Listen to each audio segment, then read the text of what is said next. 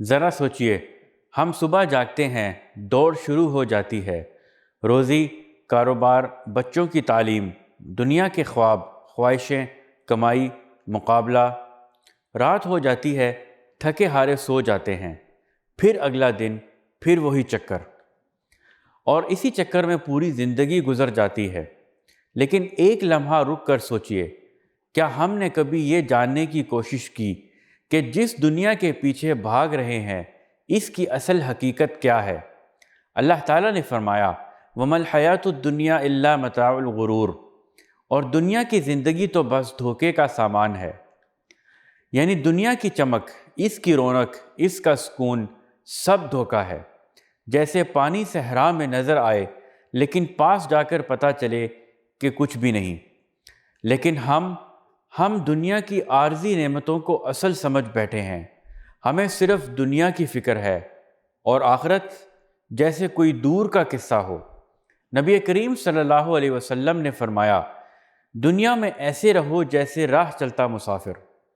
مسافر کبھی گھر نہیں بناتا، وہ جانتا ہے کہ وہ رکنے کے لیے نہیں آیا، اور ہم دنیا میں ایسے بستے ہیں جیسے یہ ہمیشہ کے لیے ہے۔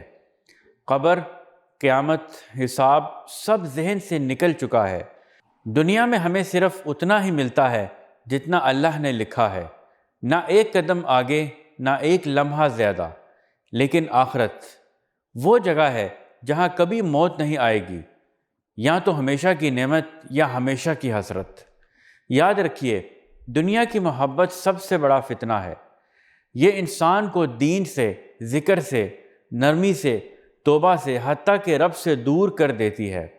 اللہ تعالیٰ نے فرمایا، الہاکم التکاثر حتی زرتم المقابر، تمہیں زیادہ مال و اولاد کی حرص نے غافل کر رکھا ہے، یہاں تک کہ تم قبروں تک جا پہنچے۔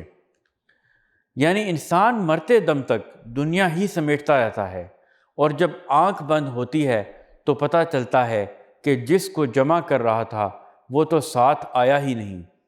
تو اے دل، تھوڑا دنیا کے لیے لیکن زیادہ آخرت کے لیے جی، کیونکہ اصل زندگی وہاں سے شروع ہوگی جہاں سب کچھ ختم ہوگا۔ اے اللہ، ہمارے دلوں سے دنیا کی محبت کم کر دے، ہمیں ہمیشہ کی زندگی کی تیاری کی توفیق عطا فرما، اور ہمیں ان لوگوں میں شامل فرما جو دنیا میں تیرے ہو گئے اور آخرت میں تو ان کا ہو گیا۔ آمین یا رب العالمین۔